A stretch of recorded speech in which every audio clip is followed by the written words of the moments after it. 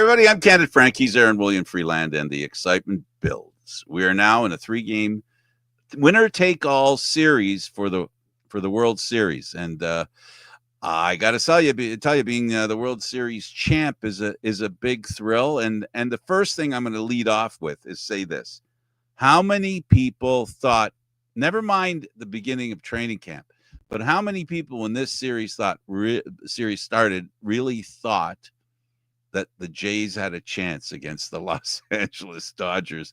And I'm only speaking to Jays fans. The rest of the world clearly landed on one team's side. I don't know, Aaron, would you say that the way this has turned out, 2-2 at the end of 4 games, is a bit of a toupage? I'll be honest with you, Frank. When you're looking at everything that's going on here and where everybody finished the season, I don't think there were a lot of surprises heading into this. The Los Angeles Dodgers were 93-69 on the season. The Blue Jays were 94-68, just tied with the New York Yankees at 98-68. The Phillies were 96-66. The Mariners were 90-72. All of this, the Brewers were 97-65. I don't think anybody expected that this was just going to be a pushover sort of thing. In all of MLB, Toronto was actually 4th and the Dodgers were 5th. But based on who the Dodgers had in their bullpen and at the plate for them, I think everybody keyed on them as the guys to beat. I think also their starting pitching, and they were built for the playoffs. They were the defending champions. I don't think people took their record seriously, that their record was just something that happened over the season. They had a bit of trouble during the year, but injuries and stuff. But everybody knew, this was a team of destiny. They were one of the teams of destiny. The other team was unfortunately rudely treated by the Toronto Blue Jays, and that's New York Yankees. I mean, they were supposed to be the ones here with the LA Dodgers. Everybody was looking for that rematch. It didn't happen. Instead, the Yankees are on the sidelines.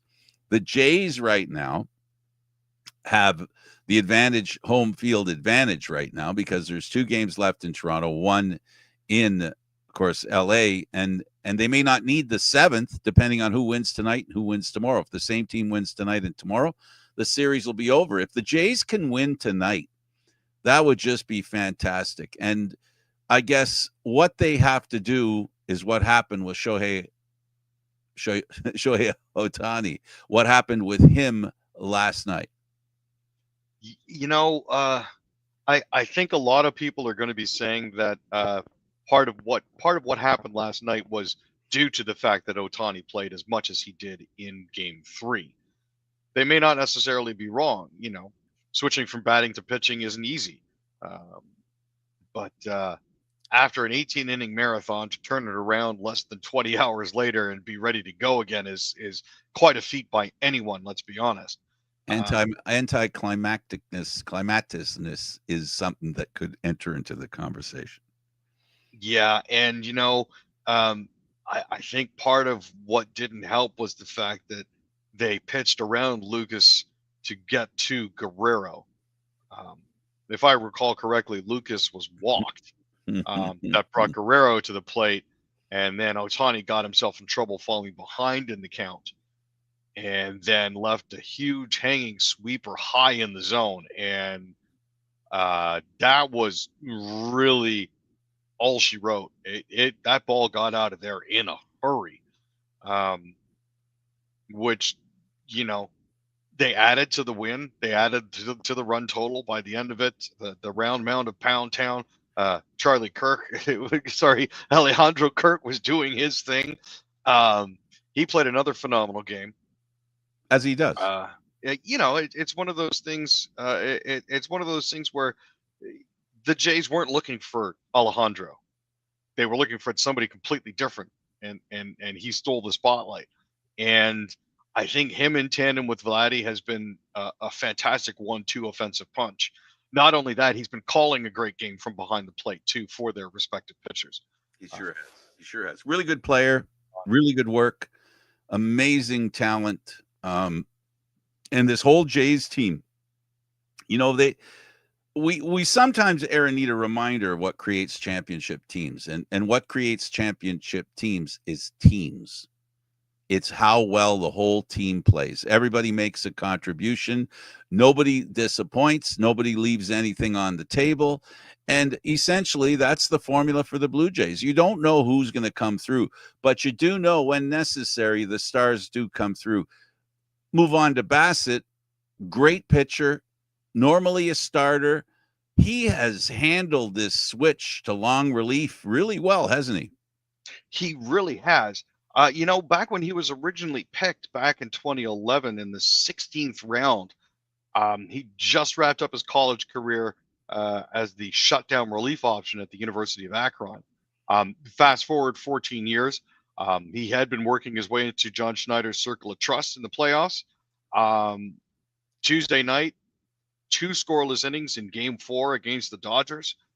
He shut them down in the 7th and 8th innings. This was hugely important work for them. Toronto doesn't seem to have a lot of middle relievers for some reason. They've decided that they're mostly going with short guys that you can throw in there for 3 or 4 batters, and that's about it. They don't have anybody that can work 3 or 4 innings if they need him to. And because of Bassett's past evolution in Major League Baseball as a starter, that means that he knows what it takes to go a little bit longer when it comes to this sort of thing. And the fact that he's managed to be absolutely perfect so far this postseason when he's been called upon has been great. And he's capable of doing it again and again and again. So let's talk about the tragedy that is the NBA. And unfortunately, a gambling scandal has raised its terrible little head again. Yeah, Chauncey Billups and Terry Rozier. Chauncey is the head coach of the Portland Trailblazers. Terry Rozier is a guard with the Miami Heat. Apparently, they will not be getting paid while they're on leave from their NBA teams, while the FBI is investigating a gambling scandal. Interestingly enough, the scandal includes the Cleveland Cavaliers, as well as the Portland Trailblazers and the Miami Heat. And interestingly enough, apparently it's a new NBA team called the Toronto Rangers, who are implicated in the FBI's announcement. Stop it. Hey, dude, they didn't misspeak. They actually said Toronto Rangers. I kind of heard them say it. I know. So the thing is, it's based on Rogers was actually arrested in a separate betting case in which he allegedly shared insider information with individuals who shared that information with bettors. The game in question was during the 22-23 NBA season, was Rozier was with the Charlotte Hornets. A bettor apparently placed nearly $14,000 on Rozier for unders for that game. He apparently left the contest after just 9 minutes due to a foot injury, causing those with underbets to win. So that's one of the things that the FBI discovered when they were looking through everything that seemed kind of hinky and led to his arrest. Wembanyama and his teammates on the Spurs defeated the Raptors. Yeah, they're now 4-0 on the season with a 121-103 win over the Raps. Wembanyama had 24 points and 15 rebounds. This is actually the best start in San Antonio Spurs franchise history. They've opened a season 4-0 on 4 occasions, most recently in 2017, but they've never won their first 5 games. So Stephon Castle added 22 points, and Harrison Barnes had another 18 for San Antonio, who, interestingly enough, didn't win their 4th game until November 7th last season. Toronto has now lost 3 straight after winning their season opener. RJ Barrett had 25 points.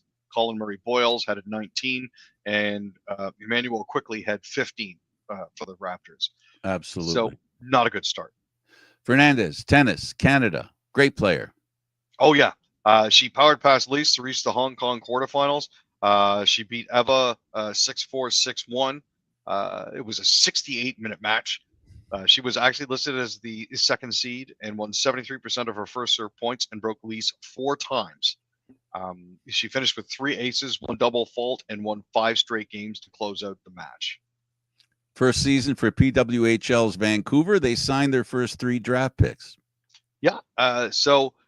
They signed Nina Job-Smith, Brianna Brooks, and Madison Samoskevich to one-year contracts.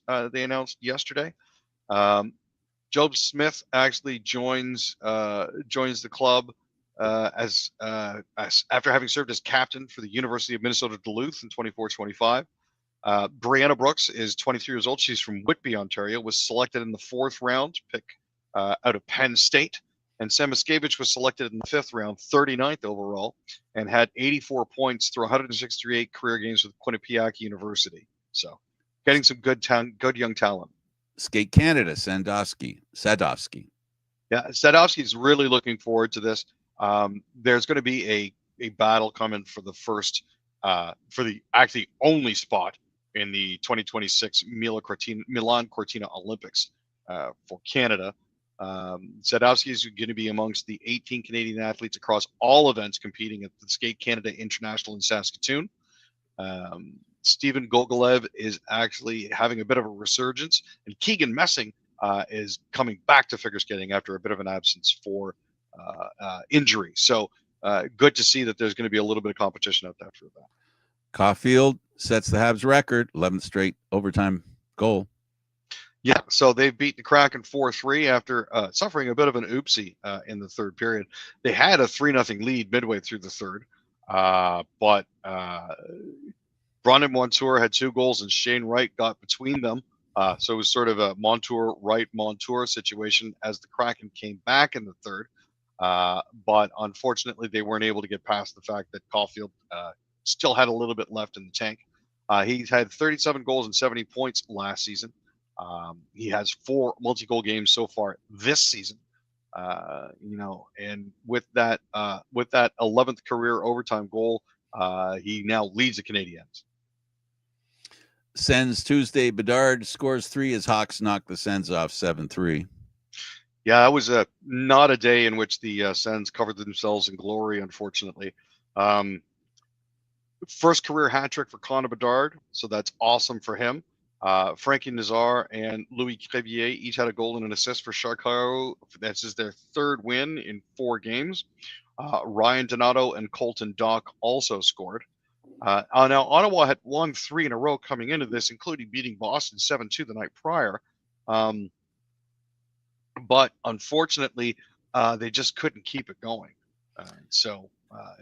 Bit of a constructive streak going. Tim Stützle had a goal and assist for the Senators, and Jake Sanderson also scored, but it just, at the end of the day, wasn't enough. Jets Kyle Connor scores the OT winner for the Jets. They beat the Wild 4-3. Yeah, there was a lot of noise made by the Wild over the summer. They did sign a couple of key players. It took Kyle Connor 46 seconds into overtime to give the Jets a 4-3 win. That's their 9th straight win against their Central Division rival. This is getting to be a length of streak that almost rivals the streak that the Leafs have over Montreal. Kaprizov and Brock Faber scored in the second period, and Marcus Johansson got the go-ahead goal in a power play early in the third for the Wild, who outshot the Jets 38-22. But Nito Niederreiter scored the tying goal midway through the third period for the Jets. And after that, it was all up to Kyle, and there you go.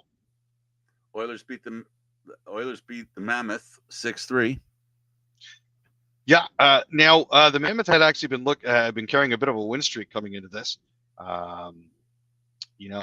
Goals have not been easy to come by for the Oilers this season, but you never would have guessed based on the second period yesterday. Connor McDavid had a pair, and Evan Bouchard had 3 assists as they got 5 second-period goals to get past the Utah Mammoth 6-0. They were behind 2-0 after a really sloppy first period. 8-1-2 now for the Mammoth, which is huge for them. But Chris Knobloch said the first period left a lot to be desired. So after appropriately peeling the paint in the dressing room, it looked like they came out motivated. For the second period. The Oilers are now 5-4-2 and have managed to snap a 2-game losing skid. The Canucks lose to Quick and his Rangers 2-0. Yeah, Quick actually got his 64th career shutout. He had 23 saves. Now, it was a bit of an interesting night, mainly because the New York Rangers were coming back into Vancouver, where JT Miller used to haunt the boards. Mika Zibanejad actually scored late in the first period off a give and go with Will Kyle, and Sam Carrick added an empty netter with 93 seconds left. Adam Fox had 2 assists. It was Quick's first shutout this season and 64th of his career, tying him with Rangers great Henrik Lundqvist for 17th place in NHL history. Demko stopped 23-25 shots for the Canucks, who are now 5-6-0, but they were having a lot of issues generating offense. So Hughes, unfortunately, missed his second consecutive game with a lower body injury. Adam Foote said that Hughes is currently day-to-day and will be reevaluated today. I haven't heard anything else at this point. Domi had 2 goals in their game, helped the Leafs win 4-3 over Calgary. Yeah, for a player that seemed cut adrift at points during this season, he didn't look like he was really all that motivated. I think that leg injury that he suffered heading into the season certainly didn't help when it came to limiting his time on the ice during the training camp. But Max Domi had 2 on the game. Matthew Nyes had 2 on the game, and Stolar stopped 26 shots. Nyes almost scored an empty net goal. I know. Oh my goodness. Nyes, Nylander, Tavares, Michelli, Lawrence each had assists for the Maple Leafs. Morgan Frost, Joel Farabee, and Samuel Honzek had goals for Calgary, with Justin Kirkland, Huberdeau, Kadri, Anderson, and Michael Backlund earning assists. Frost was the one who opened the scoring. For those of you who say that name sounds familiar, that's because it's the son of former Maple Leafs in-arena PA announcer Andy Frost. After not a lot of offense in the first period, Domi finally got the Maple Leafs on the board with his second goal of the season to tie the game 1-1 early in the second period. It was just over a minute in. Late in the second, however, Farabee restored the lead for Calgary, driving to the net and squeaking a shot through Stolar's 5-hole, and that's one of those goals that Stolar's has to have, and just a dribbler between the legs that can't go in. But the good news is, 34 seconds later, Nylander picked Backlund's pocket and fed Nyes in front of the net, who banged it home. So at the end of the day, Domi, with a pass from Tavares in the slot, beat Wolf short side for his second goal of the game, and that stood up as the winning goal. So glad to see that they're 5-4-1 now. Getting themselves out of Bettman 500 territory and closer to true 500 territory. The Leafs are playing the Blue Jackets tonight. The Blue Jackets, a team that have given fits to the Toronto Maple Leafs over the years, but mostly in the playoffs. You might remember one of the meltdowns by the Toronto Maple Leafs was against them, the Columbus Blue Jackets. And that was during the qualifying round in the COVID season. So I don't know if it's really technically a meltdown in the playoffs, but we'll say for all intents and purposes that it is. You're right. It wasn't the playoffs, but they were a team much better than Columbus. Yeah, and they played like they weren't. And this is one of the games, because it wasn't. I don't think it was a series, right? It was one and done, and they just weren't any good in that game. They weren't ready. They weren't prepared. Now, the good news is the Maple Leafs are coming into Columbus having won their last 2 games against the Sabres and the Flames. As I mentioned above, they're currently sporting a 5-4-1 record and haven't really managed to get into the full swing of the season yet. The really good news is the entire Atlantic Division from 1 through 8 are all within 4 points of each other. So it's not like they're really going to fall too far out of contention if they don't manage to win this one. Whole Atlantic Conference is a bedpan. No. Dude, the entire conference. The Canadians aren't. No, they're not the whole division, but the division is not as strong as it's been in the past. Right now, the Leafs have a third place in that division, and we've been talking about how bad they've been playing early in the season, and they have third. So that's an indicator of how, I mean, there's a lot of teams other than Detroit and Montreal that Toronto would normally worry about. Those are 2 teams they wouldn't worry about, but now that's it. That's all that's in front of them. And that says a lot about the division. It says a lot about Florida and their slow start, and the Bruins, who don't look like they're going to come off the mat that high. I mean, it doesn't look very good for them. So unfortunately, they've got to get in the wild card if they can't get in the top 3. And with the other division, Metropolitan Division playing as well as they are, that could be a problem. So you may not be good enough just because you make wild card points. No, I mean, at this point here, if the playoffs were to start today after 12.5% of the season has been played, we would actually be playing against the Detroit Red Wings. So that is an interesting start. The Red Wings, to actually everyone's surprise so far this season, are 7-3-1. The Habs are leading the division at 8-3-0, just in front of the New Jersey Devils, who are 8-2-0. That team is an absolute wagon. Pittsburgh, who everybody thought was going to be down in the dumps, is actually 7-2-2 so far this season. You know, they're tied for first as well with 16 and points. Malkin are playing like it's 10 years ago. It genuinely is fascinating just to see how all of this is coming together and everything's working so far, because it's been a bit of a tire fire in this division because everybody's running so close to everybody else. There's not as much differentiation. Well, the Jays are up tonight, the Leafs are up tonight, and even the Raptors are up tonight. Toronto's on 3 locations, and I'm positive most of the eyes will be staring at LA and seeing how the Jays are doing. I'm sporting the colors. Normally I don't support teams, but this is one league that has one Canadian team, so it makes it easy to support them. Go Canada. I mean, go Jays. Canada's only Major League Baseball team. 100%. Have a great one, Aaron. He's Aaron William Freeland. I'm Candid Frank Stanisha. Candid Frank 1030. Candid Frank Stanisha 1030 on YouTube. Thanks for watching, everybody. We'll see you next time.